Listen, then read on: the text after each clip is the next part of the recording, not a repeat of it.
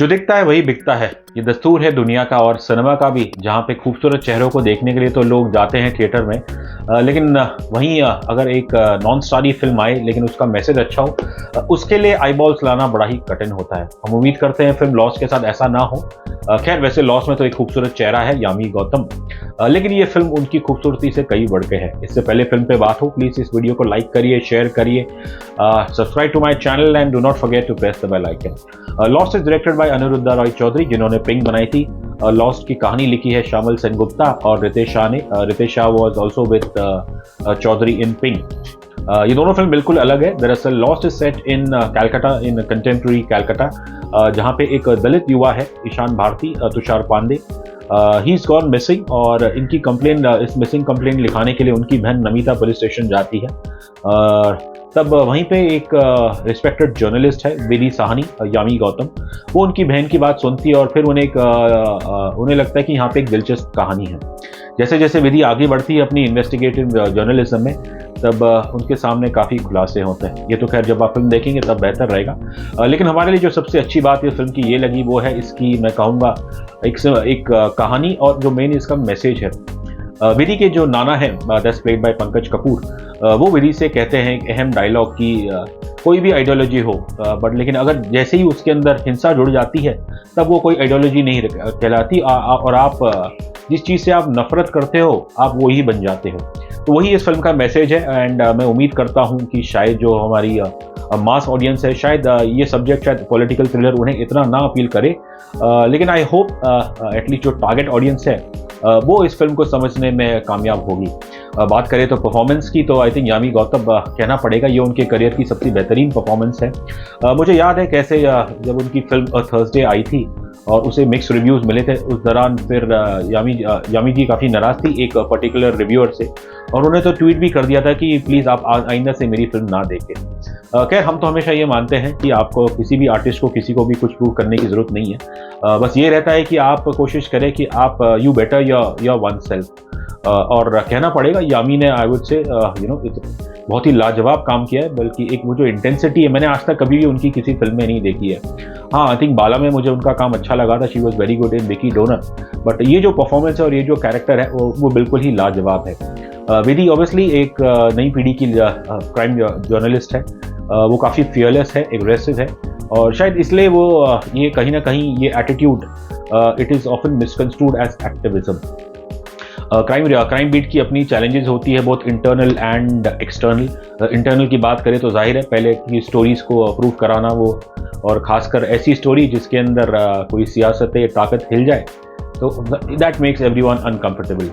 दूसरी ओर जो एक और इंटरनल चैलेंज है, जो जिस चीज़ पे हम भी मानते हैं कि कैसे जर्नलिज्म में आपका सबसे बड़ा कंपटीशन आपका राइवल पब्लिकेशन नहीं है बल्कि आपके कलीग्स हैं।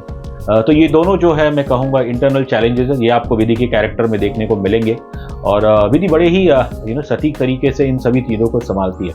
हाँ, जो एक्सटर्नल मैं चैलेंज कहूँगा, जो और इस कहानी में जो एक्सटर्नल थ्रेट है वो ऑब्वियसली कुछ इस प्रकार है कि इमेजिन करिए कि आप एक जर्नलिस्ट हो और आपके हाथ में एक लेटर आता है जिसमें ये लिखा हो कि एक इंसान को कैसे कैसे तरीक़ों से मारा जाता है। एक उसमें मेंशन किया जाता है एसिड अटैक का, और जाहिर है ये पढ़ने के बाद विधि टेंशन में आ जाती है और फिर वो अपने चेहरे पे पल्लू ओढ़ देती है। आई थिंक मुझे नहीं लगता कि इससे बेहतर परफॉर्मेंस यामी गौतम ने की है, और हैट्स ऑफ टू हर। मैं यही कहूँगा कि I think this is the best way to prove, not prove anyone wrong, but just to improve yourself and earn the respect of the media and all. और दूसरी ओर I think जो मैं कहूँगा, जो पंकज कपूर साहब का कैरेक्टर है वो बड़ा दिलचस्प है। दैट इज़ द कैरेक्टर जो हमें इस फिल्म का मैसेज अच्छे तरीके से बताते हैं कि कैसे एक आइडियोलॉजी के साथ कभी वायलेंस नहीं जुड़ना चाहिए। पंकज कपूर वो एक लेजेंडरी आर्टिस्ट है, उनके बारे में जितना कहा जाए वो कम है। बात करें अदर एक्टर्स की, तो तुषार पांडे, मुझे हमेशा लगता है कि उनकी परफॉर्मेंस में थोड़ा 19-20 का फर्क रहता है। और जो ईशान की जो गर्लफ्रेंड, एक टाइम पे गर्लफ्रेंड थी, अंकिता चौहान, एक अपरकास्ट गर्ल है, that's played by P R Vajpayee. और ये रिश्ता कुछ ऐसा है कि एक बस ज़्यादा सीन्स नहीं है इनके, क्योंकि जाहिर है क्योंकि ईशान इज गॉन मिसिंग। तो इस हिसाब से आई थिंक दोनों का स्क्रीन टाइम भी काफ़ी कम है, बट आई थिंक दाद देनी पड़ेगी आई थिंक प्रिया वाजपेयी की, जो इतने सालों से इंडस्ट्री में काम करी, उन्होंने साउथ वाउथ में भी काम किया है और उनकी परफॉर्मेंस हमें काफ़ी अच्छी लगी। मतलब ये रिश्ता ऐसा है कि एक पल में ऐसा लगता है कि ईशान और अंकिता एक दूसरे के लिए बने हैं, लेकिन दूसरे पल में सब कुछ बिखर जाता है।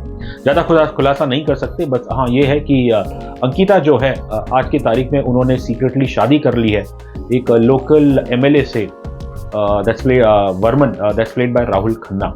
राहुल खन्ना ऑब्वियसली अक्षय खन्ना के बड़े भाई हैं और उन्होंने भी कई टाइम्स, ज़्यादा काम तो नहीं करते, बट जब जब काम किया है तो मैं कहूँगा there have been mix responses. और ये कैरेक्टर जो वर्मन का है, एक इंग्लिश तो खैर उनकी नेचुरल एक इंग्लिश टोन है, क्योंकि शायद वो विदेश से पढ़ के आए हैं और कभी तो हमें ऐसा लग रहा था कि कहीं थोड़ा बहुत डेरेक ओब्रायन जो तृणमूल कांग्रेस के मेंबर ऑफ पार्लियामेंट है इन राज्यसभा, उनकी भी थोड़ी झलक हमें दिखाई दी।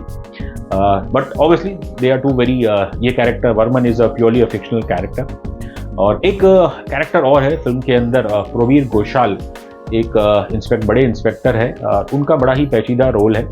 दरअसल प्रवीर घोषाल, माफ़ करना, ये जो नाम है ये एक टीएमसी के नेता का भी नाम है, जो पहले इलेक्शन से पहले बीजेपी में चले गए थे और इलेक्शन हारने के बाद वो वापस टीएमसी में आ गए। अब क्या ये नाम एक इत्तेफाक है या फिर उन्होंने राइटर्स और डायरेक्टर ने बड़े सोच समझ के ये नाम रखा गया है। फिल्म में एक सीन है, कैमरा बिल्कुल जो टेबल पे पड़ी जो उनकी डेजिग्नेशन की जो ये है, एक क्या बोलते हैं, उनकी जो डेजिग्नेशन, उनके नाम की जो एक प्लेट है, वो उनके डेस्क पे रखी है और कैमरा उस पर जाता है। तो जाहिर है, आई वुड अज्यूम कि it is not a coincidence. Yami, Pankaj Kapoor, they are flawless. Tushar Pandey could have been much better. Priya Vajpayee is very good और काफ़ी इम्प्रेस करती है। इसके अलावा फिल्म में और भी एक दो परफॉर्मेंसेस है वो है, लेकिन जो सबसे अच्छा इस फिल्म का स्ट्रॉन्ग पॉइंट है वही है कि इसकी जो कोर कहानी और जो इसका कोर मैसेज है, that is definitely not lost among it's target audience. इसकी बैकग्राउंड स्कोर भी मैं कहूँगा काफ़ी अच्छी है। खैर, आई थिंक ओवरऑल जो हमें एक और चीज़ अच्छी लगी is the realistic representation of of media in film, जो कि अगर आप देखेंगे हाल ही में या कुछ सालों से अक्सर Bollywood films get carried away by the noisy news anchors, जो कि मेरे हिसाब से ऑब्वियसली रियलिटी है, लेकिन to label the entire media as noisy would be a wrong perception. Overall मैं कहूँगा ये फिल्म एक अच्छी पॉलिटिकल थ्रिलर है, इसके अंदर एक सोशो पॉलिटिकल थ्रिलर है। और बात करते हैं रेटिंग की, तो मैं इसे देता हूँ 5 में से 3.5 स्टार।